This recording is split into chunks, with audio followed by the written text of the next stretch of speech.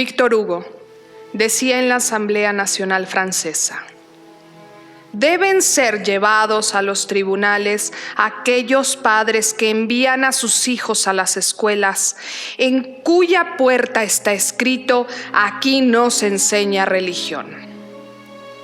La enseñanza religiosa es, en mi concepto, necesaria ahora más que nunca. A medida que el hombre se desarrolla, más debe creer. Quiero pues, sinceramente, diré más. Quiero ardientemente la enseñanza religiosa. Girardin: sin instrucción religiosa no hay buen sistema de educación. No basta enseñar la religión a los que deben predicar. Es menester enseñarla a los que deben practicar, esto es, a todo el mundo. Crear escuelas industriales sin enseñanza religiosa es organizar la barbarie y la peor de las barbaries. Disraeli, estadista de Inglaterra: tengo por cierto que un sistema de educación nacional no basado sobre el conocimiento de la religión produciría un desastre nacional más funesto para el Estado que para la Iglesia. Y cualquiera en este mundo actual diría: lo que estás diciendo suena totalmente retrógrada o anticuado. Pero si bien es cierto, es que como humanidad tenemos los suficientes años como para saber qué funciona y qué no. Y claramente podemos percibir que mientras el ser humano construya una sociedad sin Dios, esta va clara a su decadencia. Podemos ver los hechos y podemos ver que mientras más se aleje el ser humano de Dios, más se acerca a su autodestrucción. Porque Dios son esos cimientos de cada cosa que construimos. Y todo lo que construimos sin cimientos simplemente se derrumbará.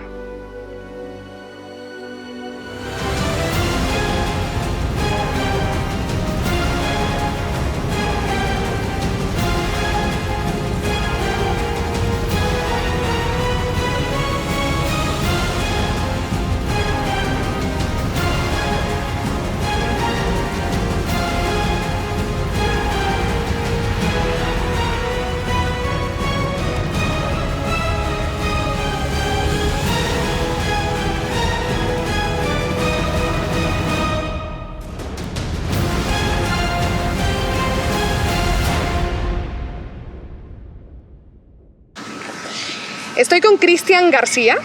Cristian García, bueno, ahora me he puesto en contacto con él, fue una diosidencia, como bien lo dijiste cuando veníamos caminando. Así es. Porque justamente en el Sumorum Pontificum conozco a una persona que creo que va a ser el capítulo anterior a este, Miguel Salinas, que escribió un libro de la persecución de la iglesia.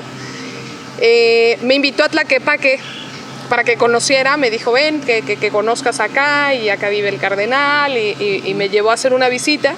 Y justo en la fila nos encontramos otra persona que también estuvo en el congreso, rarísimo, y nos empieza a decir muy contento: es que yo acabo de ir a visitar el Panteón y me encontré a un hombre que se sabe toda la historia y que está bien documentado, y me llevó a ver dónde habían unos balazos, y yo le dije: wow, pero yo estoy registrando todo eso, pásame el contacto. Y el contacto es Cristian. Entonces, Cristian, ahora sí que danos una introducción a los que no te conocen, no saben a qué te dedicas, un poco de ti, cuéntanos. Hola, ¿qué tal? Mi nombre es Cristian García, soy abogado, 31 años de edad, radico aquí en la ciudad de Guadalajara, específicamente Zapopan, Jalisco. Me encontré aquí con ese personaje que dice aquí la amiga Monse, llegando al cementerio preguntando por otra persona, un señor ya de casi 80 años de edad, que decía: oye, ando buscando a un señor que se sabe la historia de parte de aquí de lo que fue la cristiada dentro de la zona metropolitana, que hoy es en torno a Guadalajara y Zapopan. Me mandan a hablar a mí de la oficina, me dicen: Cristian, andan buscando a tal persona. Le digo: es don Javier. él ya no está, ya es un señor muy grande, perdió la memoria completamente, tiene una enfermedad. Y le dije, pero ¿gusta saber? Yo te puedo ayudar. Y se me quedó viendo, me dice, ¿en verdad? Le dije, sí. Y entonces íbamos caminando en el cementerio y modestamente le digo, no es por presumirte ni mucho menos, pero creo que estás con la persona más indicada que pudiste haber llegado. Me dice, ¿en verdad? ¿Por qué? Entonces lo llevo a conocer la tumba donde primeramente fueron sepultados los mártires. En este caso fue Anacleto González Flores, los hermanos Vargas, los Huerta Gutiérrez, y ahí lo llevé a ver un paredón que está específicamente en la del cementerio de Mezquitán, por la de Federalismo, donde fueron fusilados, como lo usaban como paredón, para sepultar, para fusilar a los mártires. Wow. Y ahí hasta la fecha todavía hay orificios, de las balas, de algunas, muchas fueron impactadas y otras cayeron en los muros, pero pues la historia no se ha platicado, y creo que como no se ha platicado, no los han tapado porque lo tienen como que ahí está el paredón, ahí está la barda, pero poca gente sabe que ahí eran fusilados los mártires. Wow. Así es. Y a ver, ¿por qué sabes todo esto? Si tú estudiaste Derecho. Así es. Entonces, ¿qué está pasando? Cuéntame sobre tu historia. ¿Qué te llevó a conocer todo esto? Yo, como lo mencioné, vivo aquí en Zapopan. Entonces yo tenía 5 años de edad, 5 o 6 años de edad. En la iglesia de cerca de mi casa, todos los sábados, los fines de semana, jugaban fútbol. Yo aficionadísimo al fútbol. Entonces uno de mis primos me dice, de cariño, me dice, negrito, los sábados juegan fútbol allá los niños, ¿quieres ir? Te invito, vamos, me dice mi primo. Le digo, vamos, sí, quiero ir, ¿cómo no? Entonces voy y sí, básicamente habíamos entre 80 a 100 niños donde se jugaban porretas y jugábamos fútbol. Pero antes de jugar fútbol se leía el Santo Evangelio, se leía la palabra de Dios. Y todos en un medio círculo, estaba una persona, un formador, que nos explicaba, nos leía, hacíamos oración, una pequeña oración, tratábamos de enseñar lo que era el Evangelio, nos decía, ¿qué entendiste por este Evangelio? ¿Qué te daba a entender este Evangelio? Y tú a tu poco conocimiento, y él te iba llevando, a ver, pero ¿por qué? ¿Qué te quiere decir Dios con esto? Entonces tú le ibas explicando poco a poco. Después de eso se hacía la oración. Teníamos no es un rito, una oración en particular. Cuando terminábamos te persignabas y se decía, en nombre del Padre, del Hijo y del Espíritu Santo, viva Cristo Rey, Santa María Guadalupe. Seguiremos trabajando por Dios y por la patria. Viva Cristo Rey en mi corazón, en mi casa y en mi patria. Wow. Ese era el lema, el grito. No te dabas cuenta la magnitud de lo que estabas diciendo, porque éramos niños, 5 o 6 años de edad. Entonces terminábamos y todos a jugar fútbol, vámonos, las retas. Nos pasábamos desde las 3:30 de la tarde hasta las 7, 8 de la noche jugando fútbol atrás de la parroquia, porque había una canchita de fútbol, hasta que el cura de la parroquia nos corría, órale chiquillo, ya son las 8, váyanse. Eso te estoy platicando que duró tengo ahorita 31 años de edad, hasta los 14 años de edad vi que no nomás era el fútbol, porque vas descubriendo mucho más cosas. No nomás ibas a jugar fútbol, era una formación católica lo que te estaban inculcando sin tú saber por qué. Tú ibas con el afán de jugar fútbol y de ver a tus amigos cada fin de semana. Esos amigos que hasta hoy en día son mis mejores amigos hasta la fecha. Desde los 5 años de edad los conozco, entonces tengo 30 años de edad, nos seguimos frecuentando. Sí. Entonces pasamos un grupo que se llamaba ACAN, luego Vanguardias de la ACJM y luego la ACJM. ¿Qué es la ACJM? Es Asociación Católica de la Juventud Mexicana. Repito, Asociación Católica. Muchos historiadores, mucha gente que conoce, que está dentro de la iglesia, piensa que somos Acción Católica de jóvenes mexicanos. No, es Asociación Católica de la Juventud Mexicana. Ok. Fundada en 1916 por el padre Bernardo Bergoy, un padre jesuita francés. Ok. Fundada en Tlaquepaque, Jalisco. Wow. ¿Y no fue fundada también por otro santo? Anacleto González Flores. Bien. Son los fundadores. Anacleto González Flores, padre Bernardo, entre muchos jóvenes, te estoy hablando te mentiría si era el número de jóvenes, pero eran más de 50 jóvenes, ¿sí? Entonces se llevaba una formación. ¿Desde dónde venía el padre Bernardo Bergoin? El porqué de la fundación de la ACJM en México y específicamente en Jalisco, un estado de los más conservadores en su momento a nivel nacional. Pues resulta que el padre Bernardo Bergoin venía de Francia. Creo, no tengo la información correcta, pero creo que había fundado o él pertenecía a un grupo de jóvenes católicos en Francia. Entonces se mencionaba un tripié como formación personal del grupo, que era la piedad, el estudio y la acción, a luz del evangelio. Sí. Entonces, ¿qué es lo que enfoca este grupo? Puros jóvenes varones, edad desde los 14 hasta los 25, 28 años de edad máximo, siempre y cuando no te casaras. Okay. Y era puro varón. Sí. ¿Qué se hacía en este grupo?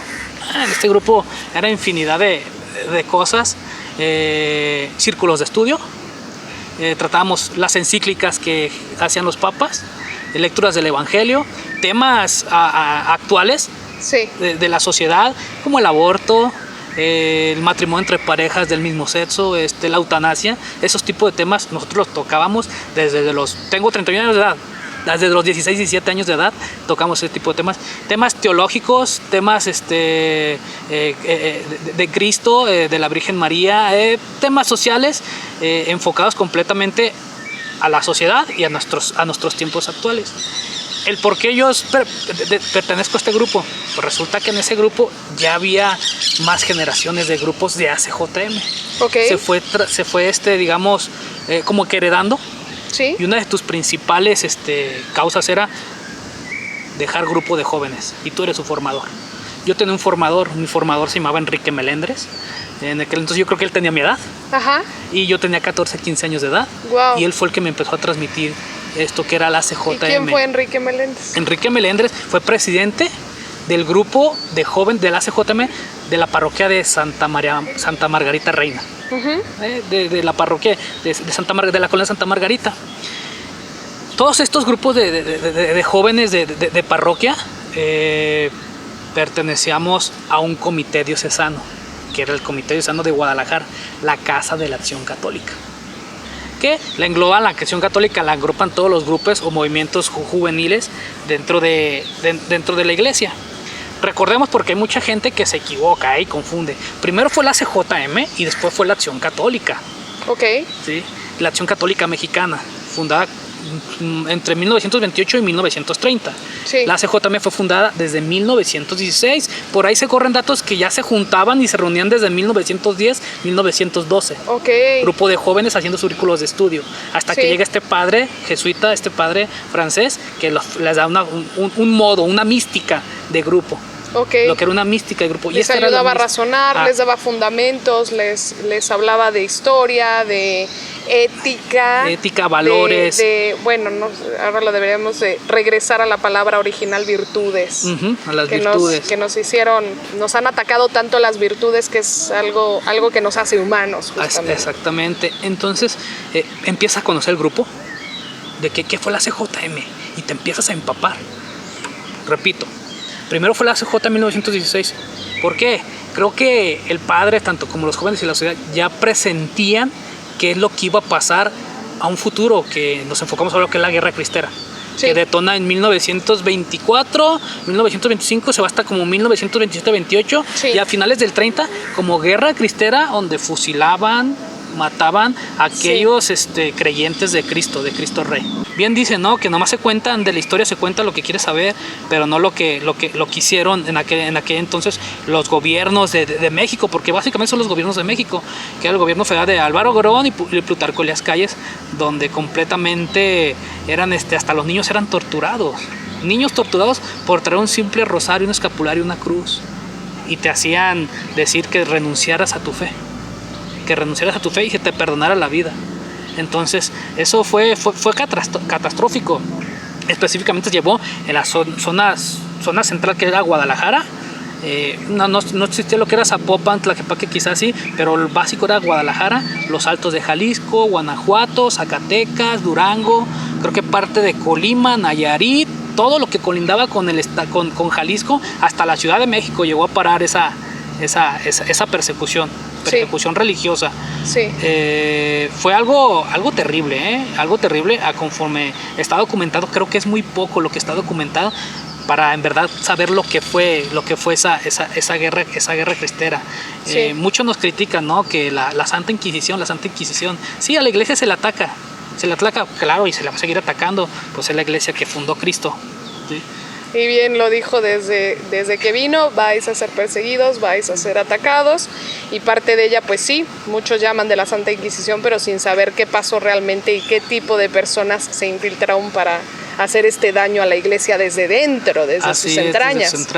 Entonces, bueno, pero no nos desviemos del tema. ¿Por qué tienes tanta información sobre los cristeros? Pertenezco a este grupo, por ende llevo la formación 5, 6, 7 años, paso al grupo de la CJM y después descubro que solamente no era un grupo común y cualquiera, un grupo CJM. Tú escuchaba las encíclicas, CJM, y yo de adolescente, de niño decía, CJM. Pues después vas viendo que esto te va empapando y te va llevando más allá.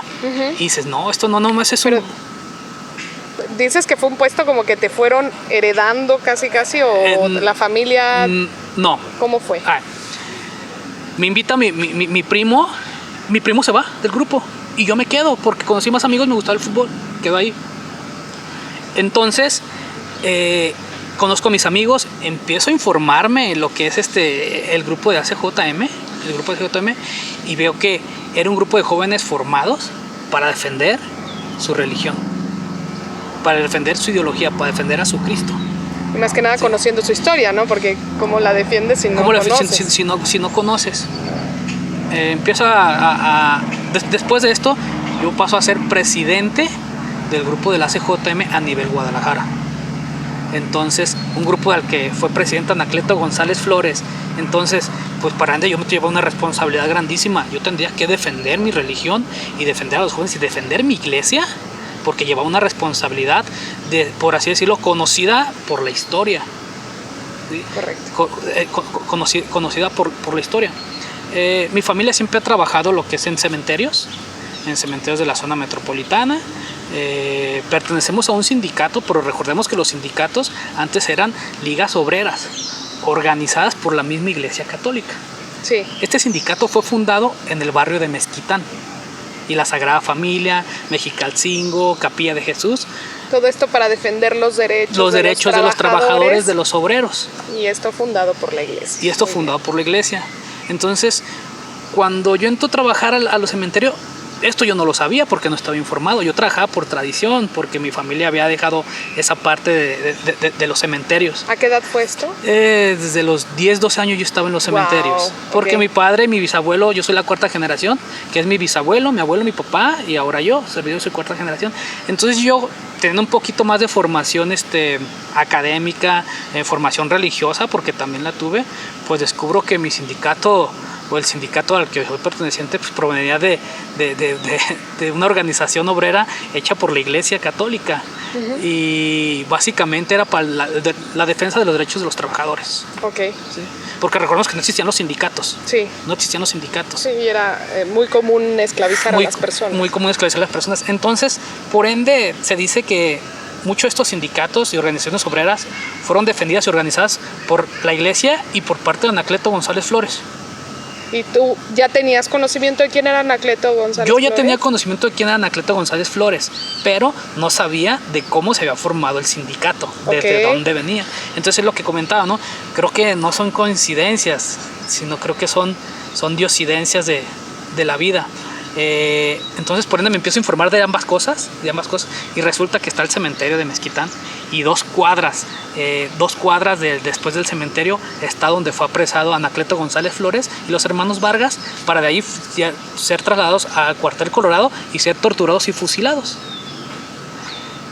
¿Cuál es mi sorpresa? Que a los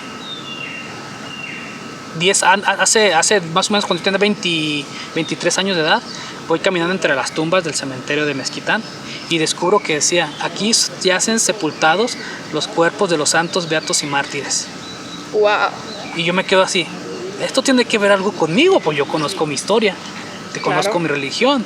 una cristiada, Y una el guerra grupo al que cristera. perteneces, Al grupo que y como que pertenezco todo conectaba. y todo conectaba. Entonces me empiezo a checar en los libros y en los archivos del mismo cementerio. Wow. Del mismo cementerio, desde 1927. Pero algo curioso, específicamente en esas fechas, ninguno de los cuerpos que fueron sepultados ahí quedaron registrados. Está en blanco. Esa parte de ahí está en blanco. O sea que no se sabe también qué cantidad y Esa fecha quedó ahí un limbo. ahí digamos, esos días, cuando creo que fue el 1 de abril hasta esa fecha, hay muchos brincan muchas fechas donde no hay registro de quiénes fueron sepultados. Quienes fueron sepultados. Entonces yo digo, a ver, me voy más para atrás, pero curioso, 1925, 1924 y más para atrás, sí hay registro de quiénes fueron sepultados y qué ubicación. Entonces yo veo la propiedad hecha con piedras de cantera, o ya no se usa la cantera en los cementerios, y ahí hay un pequeño crucifijo donde dice: aquí fueron sepultados por primera vez los cuerpos de los santos beatos y mártires mexicanos. Ok. Entonces yo me quedo así sorprendido y empiezo a hilar, y empiezas a hilar más cosas con la información que traes, información que se esconde. Totalmente. Información que se esconde. Entonces yo le pregunté a un señor que se llama Don Javier, que es al que iban a ir a buscar. Sí. Y yo escuchándolo, porque me escuchaba mucho escucharlo hablar, me decía: mira, Cristian, allá atrás del cementerio fusilaban a los cristeros. ¿Dónde, Don Javier? Allá atrás, vamos a ver. Y sí, hay todavía huellas de balas. Y curiosamente ese señor una vez estaba dando un tour por ahí y hay un agujero dentro de la misma vara y empieza a escarbarle así y se topa con una bala. Ok. Con un casquillo de bala. Sí. Lo agarra y se lo lleva y lo tiene de recuerdo, yo creo que en su casa, Don Javier. Wow. Entonces es algo impresionante. Pero ahí no para todo. Después de que sacan los cuerpos del cementerio de Mezquitán, se los llevan al santuario de la Virgen de Guadalupe, aquí en Alcalde, en Guadalajara, donde se llevan los cuerpos de los hermanos Vargas, Anacleto González Flores, y hay un personaje que es muy poco conocido, pero era como que la mano derecha de Anacleto González Flores, apodado Miguel Gómez Loza, llamado Miguel Gómez Loza, apodado el Chinaco. El Chinaco, ¿qué El Chinaco, significa eso? el Chinaco, ni idea qué significa. Solamente sabía que se apodaba el Chinaco de los dos, ambos de los Altos de Jalisco, Ok. de Tepatitlán. Sí. De Tepatitlán. Entonces el Chinaco, a lo que cuenta la historia y lo que nos dice, es un hombre casi de 1,90 de altura, güero, alto, muy fornido. Anacleto era muy delgado, era algo chaparrito. Entonces por ahí se dice que Anacleto era el de las ideas y el Chinaco era el de los fregadazos. Sí, era alto y era muy entrón. Ok. Por ser de los Altos de Jalisco era muy entrón él. Sí. Entonces se cuenta una historia que en la Catedral de Guadalajara, cuando toman los federales la ciudad, en las dos puntas de la Catedral de Guadalajara cuelgan unas banderas blanco y roja y negra, en señal de huelga de la iglesia. Entonces se dice que Anacleto González Flores y Miguel Gómez Loza iban pasando por la avenida Alcalde, y que al darse cuenta Miguel Gómez Loza que hicieron eso con las banderas de la Catedral de Guadalajara, inmediatamente él sube y se las avienta. Las bajó y se las avienta. Él ya sabía lo que le esperaba cuando bajara. Le pusieron una santa madriza, de esa que yo creo que se va a acordar. Bajan, lo golpean, lo cuarteran, lo encierran y sale a los días. Resulta que a las semanas o al mes vuelve a pasar por ahí y vuelve a ver lo mismo. ¿Y qué vuelve a hacer este beato? Porque es beato. Vuelve otra vez a subir y a bajárselas otra vez. Y decía, pues a ver quién se cansa más. Entonces, ¿cuántas veces lo hizo? Que les bajó las banderas de huelga de la iglesia. No sé, pero Miguel Gómez Loza lo hizo infinidad de veces. Wow. Infinidad de veces. Y ya sabía que lo iban a golpear, lo iban a torturar, iba a ser encerrado. Sí. Y él con su valor cristiano y decía, no, mi iglesia no está en huelga. Wow. Y él fue entonces fundador. Ahorita está siendo beatificado por haber muerto como mártir. Como mártir. Fue fusilado en el cuartel Colorado. En el cuartel Colorado. Colorado. Perdóname que a veces me fallan los nombres. ¿Cuál fue el que capturaron en Tequila? En Tequila fue creo que es Santo Toribio Romo.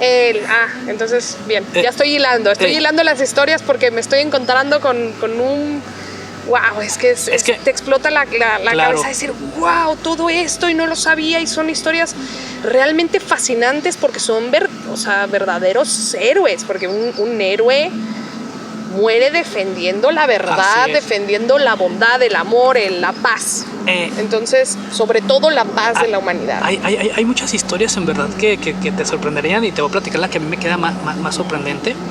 Es acerca de los hermanos Vargas. Ajá.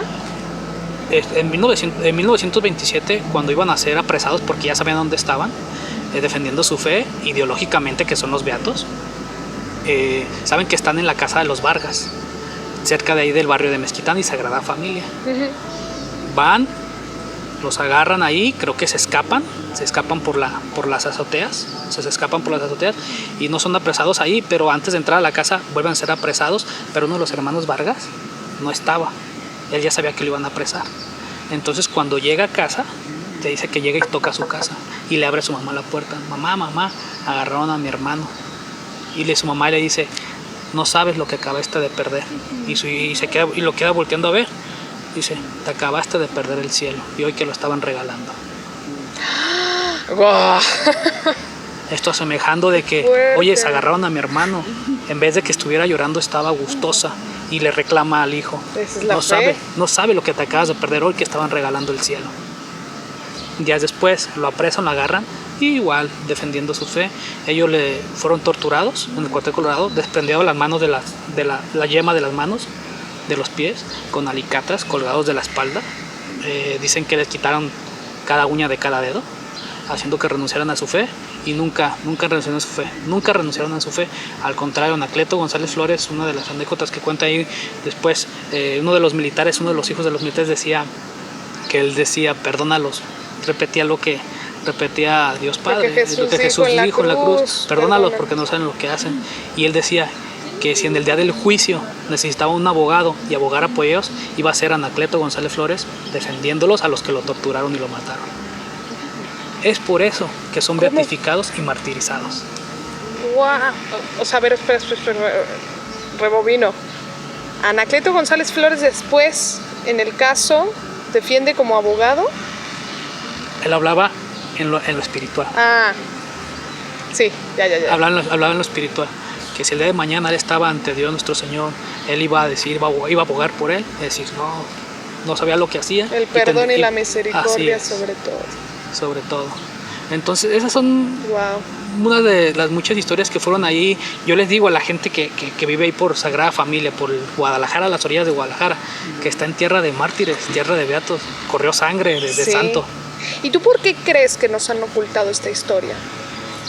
Creo que, mira, la sociedad hoy en día, como va, creo que quieren, no más la historia, quieren hacer un lado hasta la iglesia. Y lo hemos visto, quieren hacer un lado la iglesia, quieren hacer un lado la religión.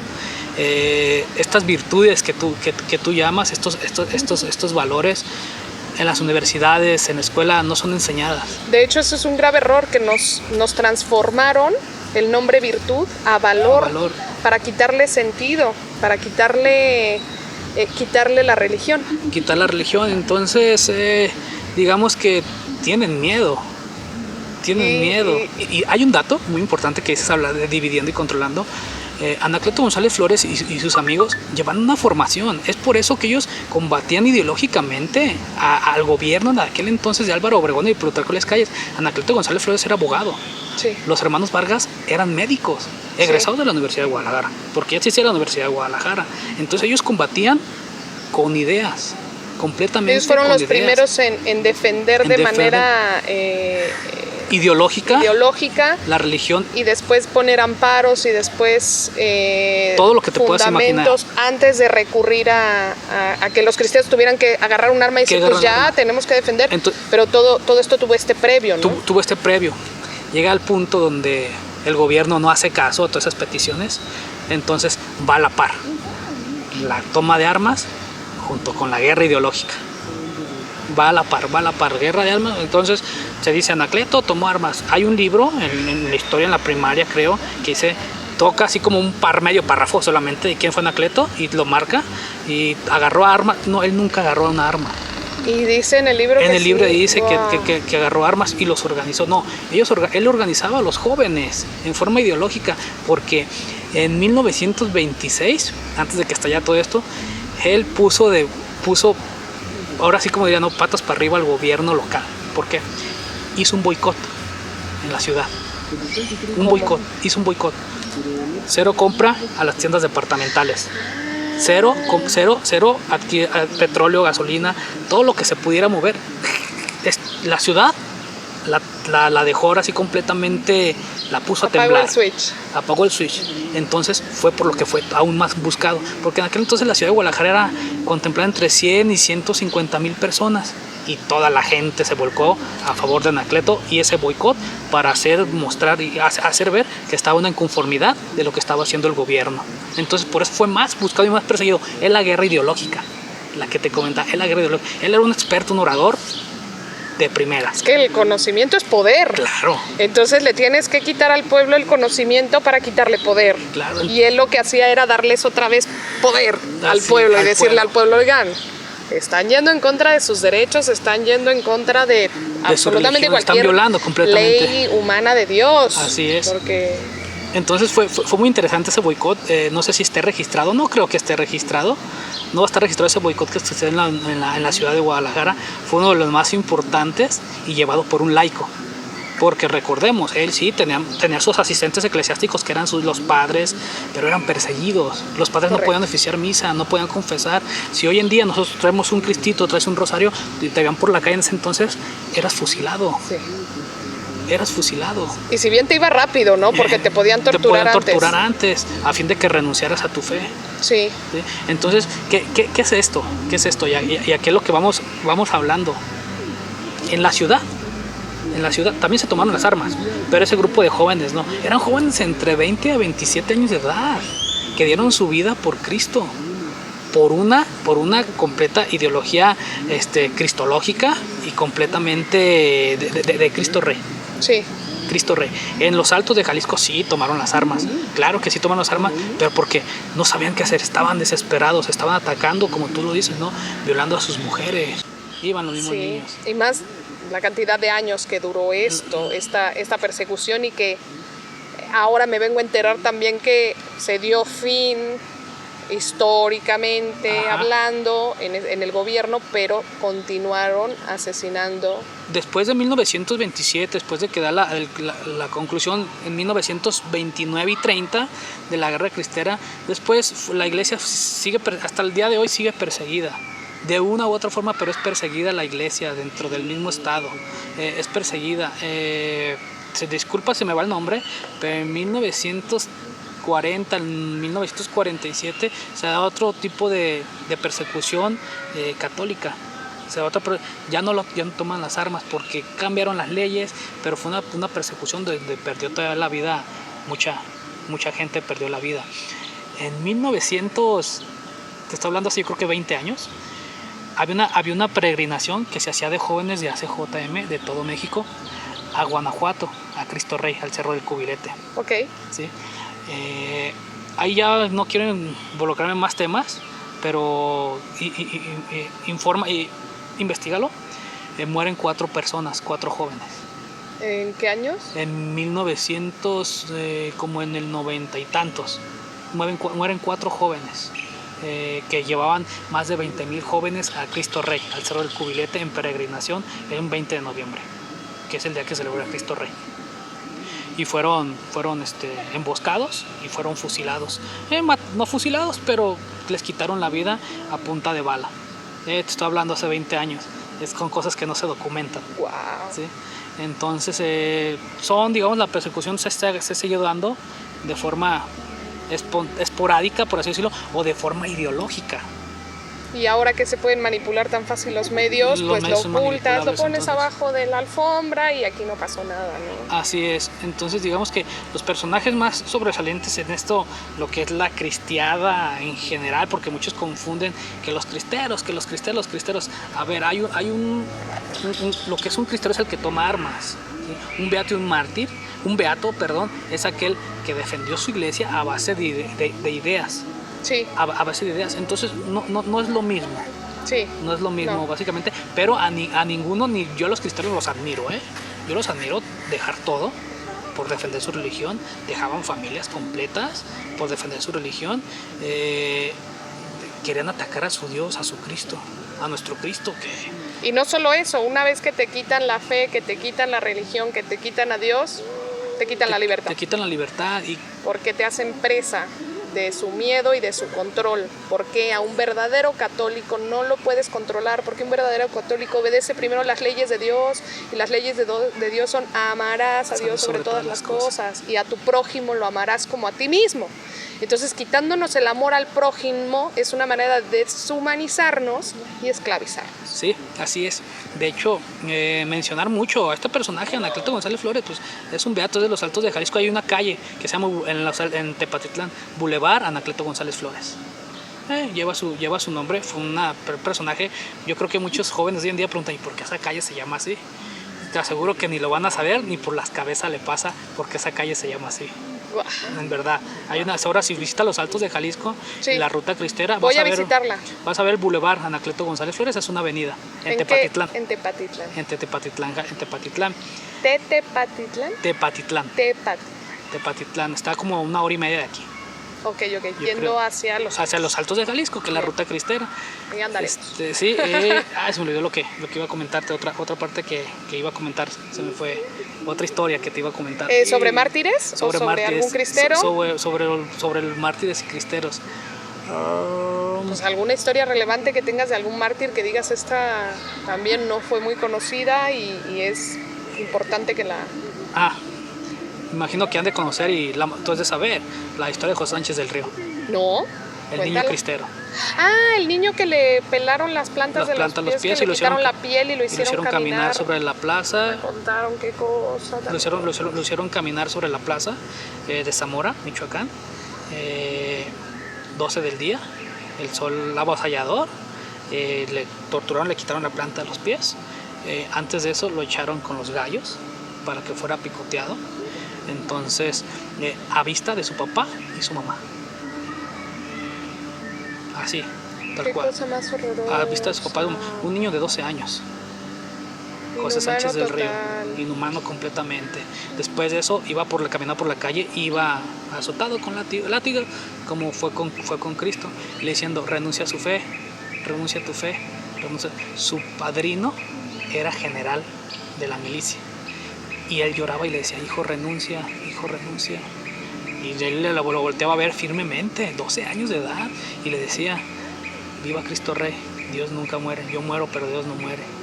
Hasta que fue llevado y lo hicieron cavar su propia tumba, y ahí mismo fue apuñalado y sepultado. Entonces, esas historias creo que no se cuentan. Hay una película, creo que va a salir en estos días, donde participan algunos compañeros y amigos míos. Hay una película americana, ¿sí? Que es la de La Cristiada. ¿Sí? La había anunciada. Está anunciada, la Cristiada es americana. Está un poquito distorsionada la información, basada en información que traen aquí y allá, pero no una información tal cual. Esta se llama Mirando al Cielo. Es basada en José Sánchez del Río. Todavía no sale porque falta presupuesto, sinceramente, pero es una película hermosa. Hecha en los Altos de Jalisco, en parte de Zamora. Es una película hermosa. Te enviaré el cortometraje, ahí lo tengo, me lo enviaron de primera mano, te lo enviaré y te quedas, dices: no inventes, es algo hermoso. Wow. Es hermoso completamente. Hablar pues que este grupo de ACJM, digamos, van a la par mucho la que es el ACJM y los cristeros. Y actualmente continúa la ACJM. Actualmente sí continúa la ACJM. Somos el grupo laico, el único grupo en México laico que tiene más de 100 años de existencia en México. ¿Y han sido ustedes actualmente perseguidos? Sí, digamos que sí hemos sido perseguidos. Entonces necesitamos más, que se unan más, necesitamos unión. Ideológicamente y también en amenazas, sí, porque, ¿por qué no decirlo? Se ha sido perseguido. Hay mucho de esto de hoy en día, muchas sectas, por así decirlo, que toman como fundamento la mística de este grupo para ser implementada de manera irregular, de manera mala a la sociedad, porque este grupo fue creado para evangelizar a la sociedad a la luz del evangelio. Esa es la mística Sí. del grupo completamente. Con la luz del Evangelio le das a la humanidad sociedad. fundamentos para amarse. Así es. Y regresamos a lo mismo, no quieren que nos amemos. Entonces es algo importante y muy, Sí. y muy interesante que poca gente conoce, ¿eh? Sí. Poca gente conoce. Sí, yo tengo 30 años, soy joven, pero sí conozco algo de la historia. Me fui brincando en lapsos para explicarte completamente algo, es que- un entorno en general. Como lo decías hace rato, uy, es que cuánto tiempo, porque tendría que ser mucho para contarte todo, pero pues la intención de esto es dejarles ese conocimiento en el que digan, quiero saber más, quiero Así saber es. más, porque la verdad los hará libres. Libres. Ahora, me acordé, en Chalchihuite, Zacatecas, hay unos santos. Ok. De hecho, hasta el momento son los únicos santos. Son santos de la ACJM. Oh, Sí, porque pertenecían al grupo de ¿qué hicieron ACJM. ellos? ¿Qué pasó? Ellos defendieron su fe y fueron fusilados en Chalchihuite, Zacatecas. San Manuel Morales, San David Roldán, eran hermanos ahí del pueblito, un pueblito en Chalchihuite, Zacatecas, y son cerca de Sombrerete. Fueron fusilados y fueron martirizados completamente, pero la señora Carmelita, una señora de la Acción Católica, ella padecía cáncer, cáncer fase terminal, tenía, digamos, reliquias, huesitos de esos santos, San Manuel Morales, San David Roldán, disculpen si se me olvida algún otro, pero son 4, entre ellos es un padre, que era su asistente eclesiástico, y resulta que se le pone la cruz en su pecho, a Carmen, todavía vive la señora, es parte perteneciente a la Acción Católica de aquí de Guadalajara. Estaría bueno entrevistarla. Sí, claro que sí, y pues al día siguiente amanece como si nada.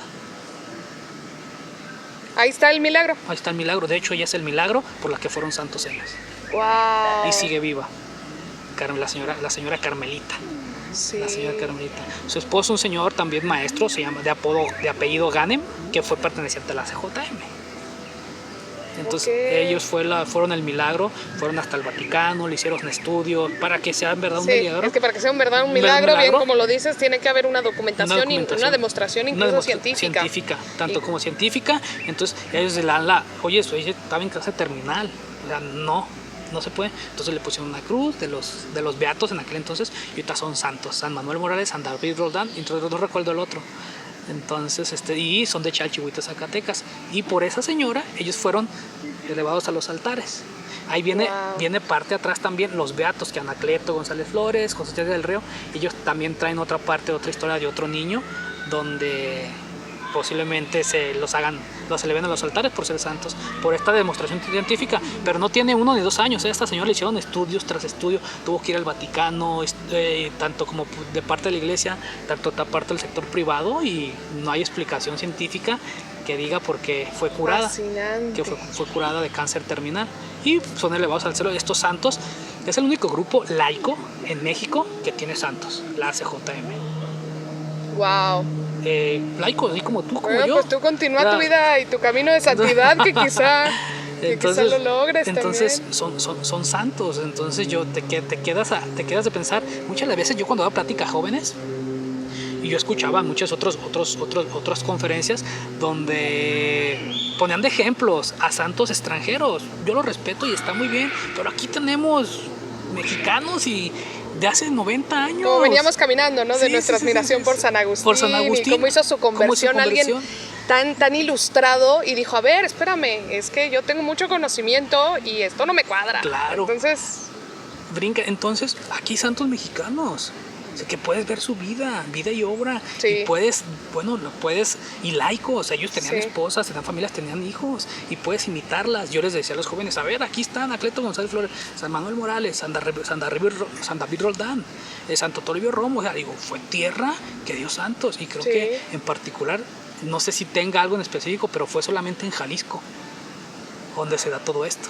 La mayoría de casos. Ahorita está una beata que me está generando mucha conexión, Conchita Cabrera de Armida, que...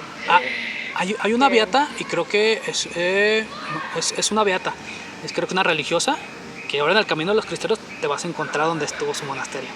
¿Cómo se llama? Ahí para los Altos de Jalisco, no recuerdo su nombre, pero también está por ser la beata, ahorita se me llega el nombre, pero está conforme al camino cristero. Pues ya la Ahí encontraré. está el camino, una estoy, beata, una religiosa. Estoy impresionada, no solamente la generosa compañía que tenemos de la Virgen de Guadalupe, porque pues está su casa. Claro. No es que pidió un templo como en otras apariciones. Acá pidió su casa, está en México y creo que tiene una esperanza muy fuerte en nosotros, porque claramente muchas de las profecías que yo pido, por favor, las lean, la aparición de la Salet, la aparición de Fátima, Medjugorje, que todas han sido proféticas a estos tiempos.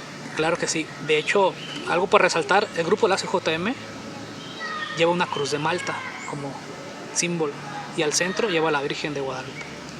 ¡Qué belleza! Es una cruz de Malta. Entonces, digamos, ahorita ya gente, jóvenes como yo, porque yo también me considero jóvenes, ustedes somos ex ACJMeros. O sea, no estamos activos, pero nos consideramos parte de. Cada 20 de noviembre o cada día de Cristo Rey, hacemos un compromiso donde nos teseramos nosotros. ¿Nos qué? Teseramos. ¿Qué significa teseramos? Te dan digamos, por así un significado, una tesera, una cartita. Pertenezco miembros de la Acción Católica Mexicana, y donde dices en cualquier momento estás para dar la vida por Dios, y eso es algo que se lleva ya dentro del corazón, y créeme que yo hoy en día, si se requiriera dar mi vida por Cristo sin contemplar ni mirar atrás, y por compromiso más que nada, porque es un compromiso, es algo que te llevas completamente ideológico, y de defender tu religión, daba mi vida. Así es. Entonces, pues esto es un poquito de lo que te pudiera platicar. Te digo así, brincándome en grandes rasgos. Maravilloso, por el tiempo. Gracias. Si se diera más oportunidad de platicarte algo en particular, que yo tenga la información, con gusto te las paso, porque es una información, como tú dices, ¿no? Que está escondida, está completamente escondida dentro de, que no dejan que salga, y cómo va a salir. Ahorita son los medios, esa es la forma en la que puede salir esta información y te puede llenar completamente. Sí, y esa es mi intención. Si yo a una sola persona le creé esa necesidad de saber más, y ese saber más le da libertad y le acerca a Dios y lo salva, ya claro, hicimos algo. Mira, diré a mi formador, ¿no? Y Enrique Meléndez, una de las cosas que me queda bien claro, me dice, tu misión en esta vida, me decía, es salvar un alma. Dice, salvar la tuya y salvar un alma. ¿Sí? Dice, después de ahí ya lo que quieras, pero tienes que salvar un alma. Al o menos escucha, qué dice, difícil es, sí, dice, en una vida, Cristian, me decía, salvar un alma. Y yo me quedé, son palabras que te quedan así, salvar un alma. O sea, no es nada fácil, no. Y pues bueno, sería todo de mi parte. Gloria a Dios y que viva Cristo Rey. Gracias, compartan, salven almas, así de simple. Así es.